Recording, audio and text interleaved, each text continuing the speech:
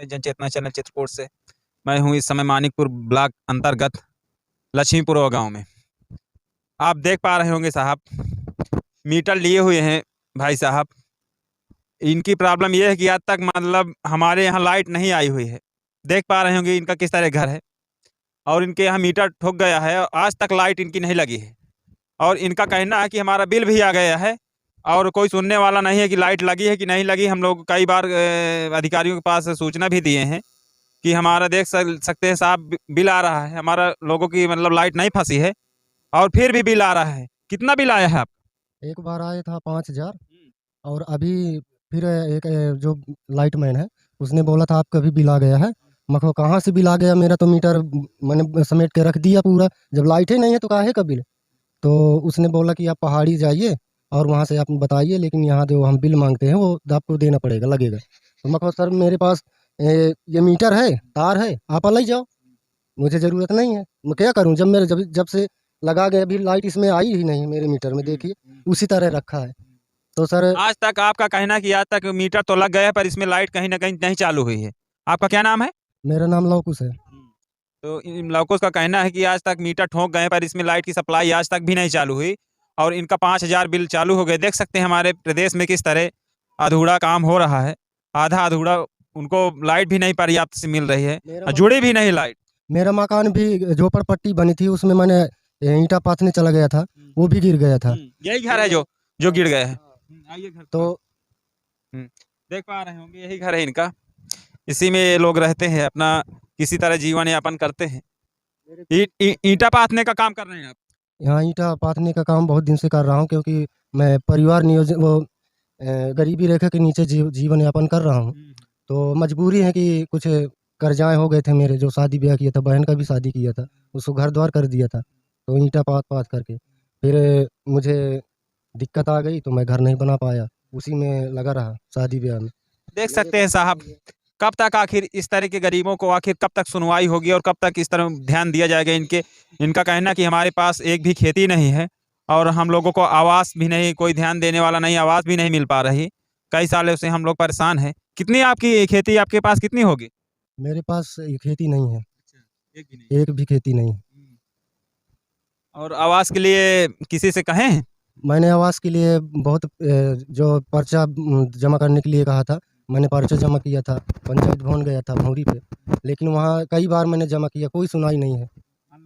Online करवाया तो मेरा कोई सुन ही नहीं रहा, और ना मेरी स्थिति कोई देखे। प्रधान जी है और सब आते जाते हैं, क्या देखते नहीं हैं? सभी लोग देखते हैं, तो अब क्या करें। देखते हैं, इनका कहीं ना कहीं गुस्सा जायज़ है, इसलिए कि इनकी लाइट लगी भी नहीं है और इनका बिल आना चालू हो गया है। बिल निकालने कौन आए थे?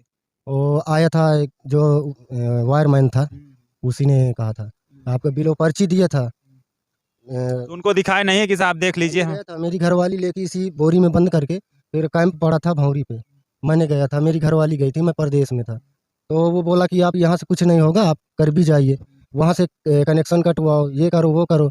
तो मैंने कहा था, जब मीटर लगवाने लगा रहे थे तब मैंने बोला था कि मीटर तो लगा दिया, लेकिन इसकी लाइट चालू करो, लाइट चालू करके दो।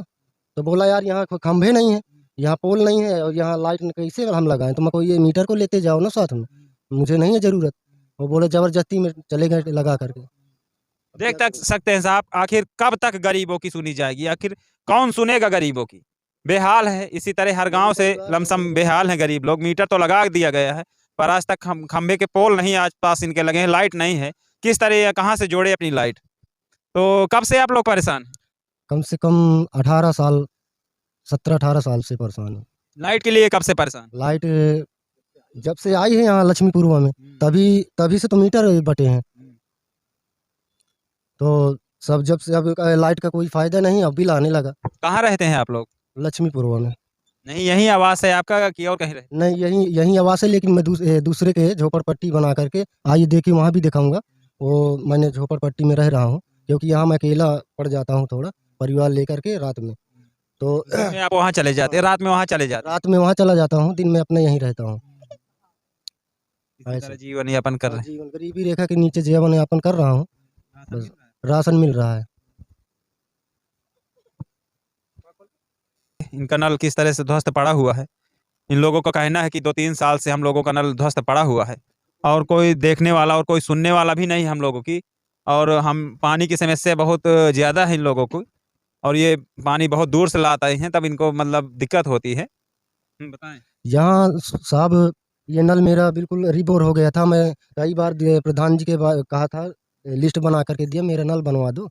और यहाँ आदमी आते जाते है सरकारी, तो यहाँ पानी नहीं मिल रहा, बहुत दूर जाना पड़ता है पानी। जो यहाँ 2-4 घर हैं, तो इन पानी वहीं से आता है। मेरा भी हाँ, छोटे छोटे बच्चे पानी के लिए मर रहे हैं, रात बिरात वहाँ जाते हैं, गिरते हैं कीचड़ में।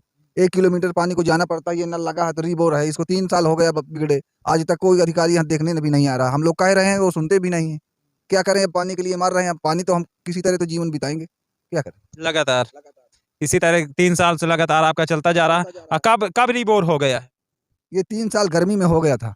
3 साल नहीं, नल लगने के बाद कितने दिनों के बाद रिबोर हो गया? चला था, 6 महीने चला। 6 महीने के बाद रिबोर हो गया। 6 महीने के बाद लिस्ट दी गई, फिर दोबारा उसको बना भी नहीं है, 10 जगह पे खड़ा है। कोई भी अधिकारी आज तक देखने भी नहीं आ रहा। हाँ, कि ये रिबोर बन जाए, हम लोगों का पानी की सुविधा हो जाए। भावरी में डालें, करबी में भी पड़ा है, प्रधान के भी पास पड़ा है, और ब्लॉक प्रमुख के पास भी पड़ा है, कि मतलब हमारा ये नल बन जाए। अगर ये नहीं बनता है तो कोई दूसरा बोर करवा दीजिए, हमारे पानी की सुविधा करवा दीजिए, मगर कोई अधिकारी हमारा सुनने वाला नहीं है यहाँ। कई दरवाजे पे आप लोग अपनी दास्तां को लेके गए हैं, अपनी आवाज़ को मतलब सुनाने की, अपनी समस्या को सुनाने के लिए गए हैं, पर कोई सुनने वाली आप का नहीं है, कोई नहीं सुना आप लोगों की। लगातार 3 साल से आप लोगों को इस परेशानियों का सामना कर रहे हैं। इनका कहना कि लगातार हम लोग 3 साल से परेशानियों का सामना कर रहे हैं, पर हमारी कोई सुनने वाला नहीं है, और इनको पानी की समस्या बहुत ज़्यादा होती है। कितनी दूर से लाना पड़ता है? आधा किलोमीटर पड़ता है, कम से कम आधा किलोमीटर जाना पड़ता है। रात में घटे चाहे दिन में घटे, चाहे छोटे छोटे बच्चे हों या नहीं है, हम लोग तो छोटे छोटे बच्चे को जाना पड़ रहा है, मगर पानी तो वहाँ से लाना पड़ेगा। जीवन तो किसी तरह बिताना पड़ेगा, क्या करें, पानी की बहुत समस्या है। मेरा नाम झल्लर है। हाँ, यहीं पर रहता हूँ मैं। हम लोग यहीं पर रहते हैं, खेती किसानी का काम करते हैं, और कोई काम ही नहीं है यहाँ। क्या करें, किसी तरह। क्या नाम है आपका? हमारा उदेश नाम। उदित, बताइए कब से नल बिगड़ा पड़ा? अरे 3-4 साल हो गए साहब ये बिगड़े। हाँ, कब और सब धंस गया था, उसे कोई वो करते नहीं। ये देख सकते हैं, लोग उसकी पत्नी है इन्हीं की, मालती। मालती नाम। अच्छा, ये घर आपका कब से इस तरह बिगड़ गया है, टूट गया है? घर बिगड़ गया 5-6 साल हो गए। अच्छा। हम्म। 5-6-7 सालों से टूटा पड़ा हुआ है। और जाते हैं ना बाहर, ये भट्ठा है, जाते हैं भट्ठा कमाने, ईंटा उंटा पाता है, तो फिर आते हैं तो फिर आते हैं झोपड़पट्टी बना के, फिर बरसात में फिर गिर जाता। अच्छा, किसी तरह अपना पन्नी डाल के, झोपड़ी पट्टी डाल के किसी तरह रहते हैं, फिर बरसात में आप लोग आते हैं। हाँ, गर्मियों के सीजन में रहते हैं और ठंडी में, और फिर चले जाते हैं आप लोग, तभी ये फिर गिर जाता अब क्या बोला। है। साहब मैं हम तो ससुराल में रहते हैं, और यहीं अपना जीवन यापन कर रहा हूँ उनके पास। कितने सालों से रह रहे हैं? कम से कम 18-19 साल से रह रहा हूँ।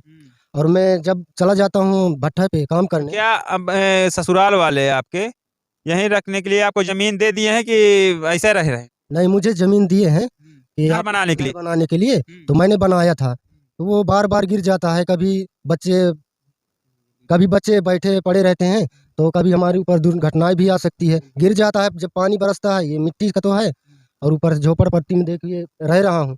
और रात कभी भी आपके साथ बड़ा हादसा हो सकता है, आपके बच्चे हैं छोटे छोटे, कभी भी आपके साथ बड़ा हादसा हो सकता है। हाँ सर, अब क्या करूँ, मजबूरी है, कोई सुनने वाला है नहीं। प्रधान जी के पास जाता हूँ और पंचायत भवन जाता हूँ, वहाँ भी जमा करने के लिए आवास मिले साहब, मैं गुहार लगाता हूँ, लेकिन कोई सुन ही नहीं रहा। क्या करूँ, मजबूरी है कि किसी तरह जीवन यापन उनके घर में कर रहा हूँ, लेकिन मैं कब तक करूँगा ऐसा। मैं बनाता हूँ, आषाढ़ में जब पानी बरसता है तब गिर जाता है, ढी हो जाता है, तो मुझे डर लगता है कि कभी मैं और मेरे बच्चे कभी दब न जाएं। हादसा न हो जाए आपके साथ, कहीं बड़ा हादसा न हो जाए, इसीलिए आप लोग परेशान है इस मामले से। परेशान है, दिन भर तो यहीं रहते हैं, रात गरीबी में। से भी जीवन अपना कहीं ना कहीं गरीबी से भी जूझ रहे हैं। हाँ, क्योंकि मेरे पास एक बीसवा जमीन नहीं है, ना एक बीघा, कुछ भी नहीं है सर। मैं बस किसी तरह जीवन यापन कर रहा हूँ अपने बच्चों के साथ, दाना पानी खरीद के खाता हूँ। कोटा जो मिल जाता है राशन, वो भी नहीं होता, नहीं खाने भर के लिए नहीं होता है। किसी तरह मजदूरी करने जाता हूँ, शाम के अपने बच्चों को खिला पिलाते जो थोड़ा बहुत है वो खिला पिला करके, और जीवन यापन कर रहा हूँ, गुजारा कर रहा हूँ किसी तरह से साहब। चलिए, धन्यवाद।